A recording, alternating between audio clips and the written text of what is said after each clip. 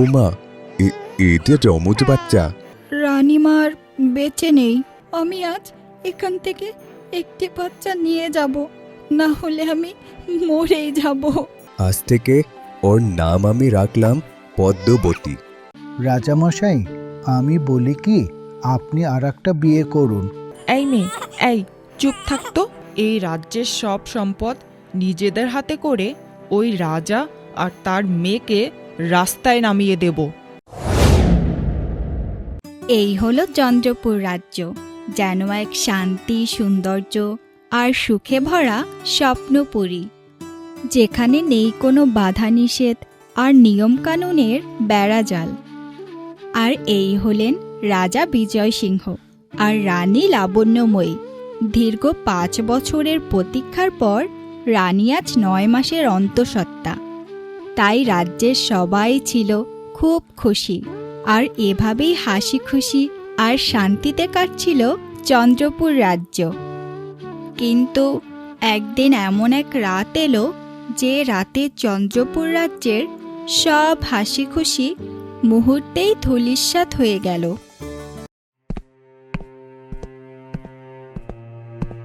আরে, কি ব্যাপার কি কমলিকা? তোমায় এমন চিন্তিত তাকাচ্ছে কেন? আর রানীমা ঠিক আছে তো? রানীমায়ের যে কোনো সারা শব্দ পাচ্ছি না। হ্যাঁ, সব ঠিক আছে, তুমি চিন্তা করো না। আর রানীমা কন্যা সন্তান জন্ম দিয়েছে। কি, রানীমায়ের কন্যা সন্তান হয়েছে? আলহামদুলিল্লাহ, এ তো বড় খুশির সংবাদ। তুমি দাঁড়াও বউ, আমি এক্ষুনি গিয়ে রাজামশাইকে জানাচ্ছি। না না, তুমি যেও না। দাসী, তুমি যাও, রাজামশাইকে গিয়ে খবর দাও। ঠিক আছে দাইমা, আমি এখনই যাচ্ছি। আর তুমি আমার সাথে একটু আসো তো। সে কি, এই সময় আবার আমায় কোথায় নিয়ে যাবে? আহা, আসো না আমার সাথে।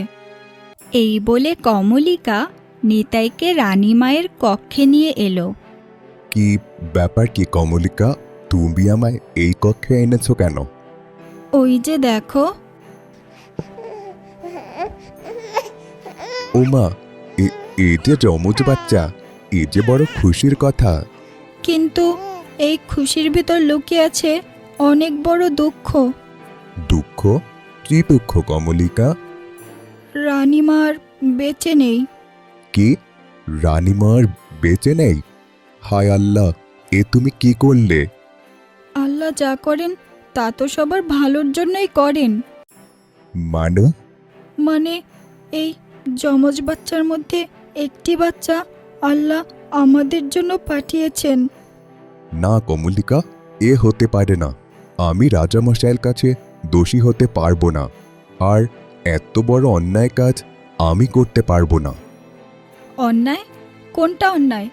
আমি তো এতদিন কত মায়ের কোলে কত সন্তান তুলে দিয়েছি।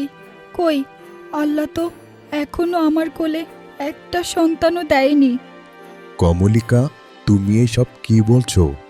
হ্যাঁ, আমি ঠিকই বলেছি। এই 2টি বাচ্চার মধ্যে আল্লাহ একটি বাচ্চা আমাদের জন্যই পাঠিয়েছে। আমি এখান থেকে একটি বাচ্চা আমার সঙ্গে করে নিয়ে যাব। আমি মায়া মমতা দিয়ে নিজের মেয়ের মতো বড় করব। কিন্তু এইটা তো অন্যায় কমলিকা, আর এইটাকে চুরি বলে। না না, আমি এই অন্যায় কাজ কখনোই করতে পারবো না। না, এটা কোনো অন্যায় না। আমি আজ এখান থেকে একটি বাচ্চা নিয়ে যাব, না হলে আমি মরেই যাব। না না কমলিকা, তুমি কথা বলো না। ঠিক আছে, তুমি যা চাও তাই হবে, আমার কোনো আপত্তি নেই।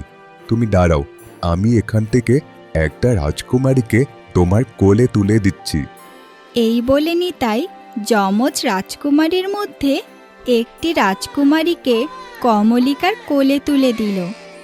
আর কমলিকা সবার চক্ষুর আড়াল হতে রাজকুমারীকে নিয়ে পালিয়ে গেল।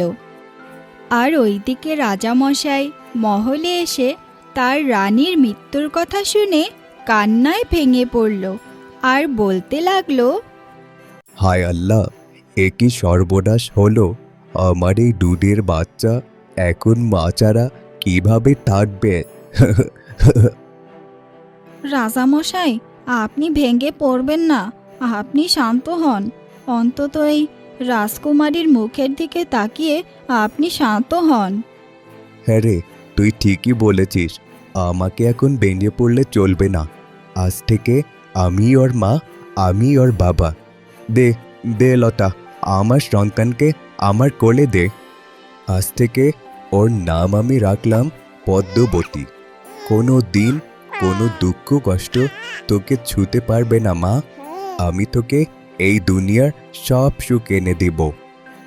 সেই দিনের পর থেকে রাজামশাই রাজকুমারী পদ্মবতীকে খুব আদর যত্নে লালন পালন করতে থাকে। আর এইদিকে কমলিকা রাজার আরেক রাজকুমারীকে মায়ের আদর মমতায় লালন পালন করতে লাগলো। তারা রাজকুমারীকে পেয়ে অনেক সুখে শান্তিতে দিন কাটাচ্ছিল। কমলিকা যেন বহু যুগ পরে মাতৃত্বের স্বাদ পেয়েছে। দেখো দেখো, আমার রাজকন্যা কেমন করে হাসছে আর খেলছে। জানো গো, ওকে দেখলেই না আমার পরাণটা জুড়িয়ে যায়। হ্যাঁ গো কমলিকা, তুমি ঠিকই বলেছ।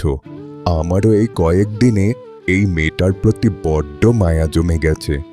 এখন আমার মনে হচ্ছে তুমি সেই দিন যা করেছিলে ঠিকই করেছিলে। সত্যি গো, এই দুনিয়াতে সন্তান আল্লাহর একটা অনেক বড় নেয়ামত।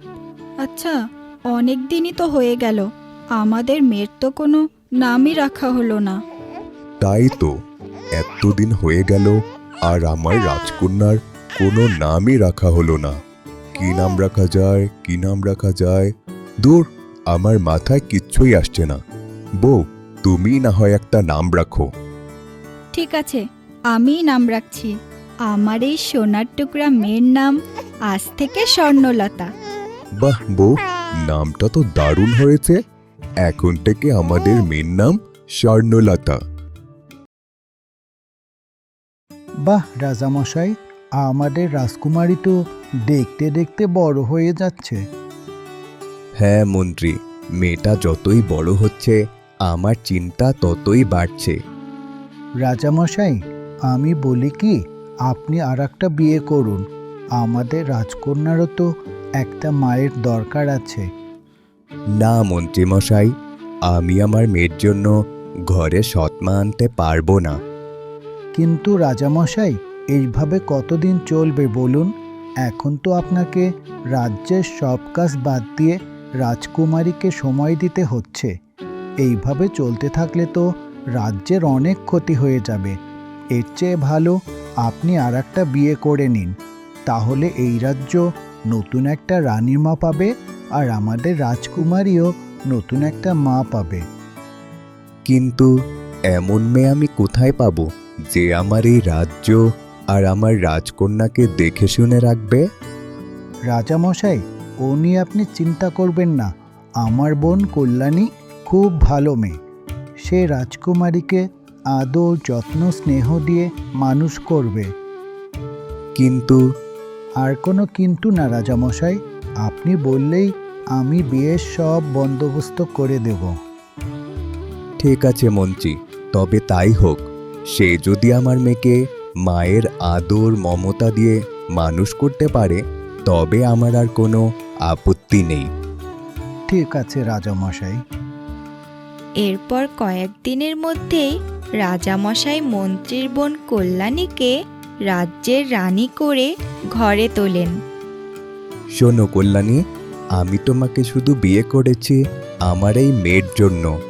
আজকে থেকে আমি তোমায় একটাই দায়িত্ব দিলাম, আমার এই মেয়েটাকে দেখে শুনে রাখবে। ঠিক আছে রাজামশাই, আজ থেকে পদ্মবতী শুধু আপনার একার মেয়ে না, ও আমারও মেয়ে। আর ওকে নিয়ে এখন থেকে আর আপনাকে কোনো চিন্তাই করতে হবে না।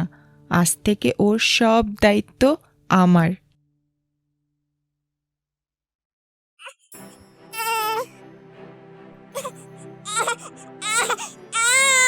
উফ, মরণ! এই মেয়ে, এই চুপ থাকতো, একেবারে জ্বালিয়ে মারছে। ধুর! না, এখানে তো আর থাকাই যাচ্ছে না। সারা দিন কান্না করে করে আমার মাথাটাই খেয়ে নিচ্ছে। কি ব্যাপার কি কল্যাণী, মেয়েটা এতক্ষণ ধরে কান্না করছে, তুমি ওকে কোলে নিচ্ছ না কেন? আর ওর তো মনে হয় ক্ষুধা লেগেছে। মানে আমি তো এক্ষুনি যাচ্ছিলাম ওর জন্য দুধ আনতে, এর মধ্যেই আপনি এসে পড়েছেন। হয়েছে হয়েছে, যাও এক্ষুনি যাও, আমার মেয়ের জন্য দুধ নিয়ে আসো, আমি ওকে খাইয়ে দিচ্ছি। তোমাকে কিচ্ছু করতে হবে না, একটা দায়িত্ব দিয়েছি সেটাও ঠিকমতো পালন করতে পারো না। এইভাবেই কল্যাণী রাজকুমারী পদ্মবতীকে দিনের পর দিন অবহেলা করতে থাকে। দাদা ভাই, এইভাবে আর কতদিন চলবে বলো তো? আমি যে আর সহ্য করতে পারছি না। সারা দিন ওই মেয়েটার কান্নাকাটি আমার আর ভালো লাগছে না। আরে বোন, একটু ধৈর্য ধর। এই রাজমহল আর এই রাজমহলের সব সম্পদ আগে নিজেদের হাতে করি, তারপর ওই রাজামশাইয়ের একটা ব্যবস্থা করব। হ্যাঁ দাদা ভাই, এই রাজ্যের সব সম্পদ নিজেদের হাতে করে ওই রাজা আর তার মেয়েকে রাস্তায় নামিয়ে দেব। এই না হলো আমার বোন, তোকে তো এখানে বিয়ে দিয়েছি এই রাজ্যের সব সম্পত্তি হাতিয়ে নেওয়ার জন্য। অনেক দিন ধরেই এই সম্পত্তির প্রতি আমার অনেক লোভ। দাঁড়া বোন, একটা সুযোগ পাই, তারপরে এই সব সম্পত্তি আমাদের নিজেদের নামে করে নেব। কে কার সম্পত্তি হাতিয়ে নেবে শুনি?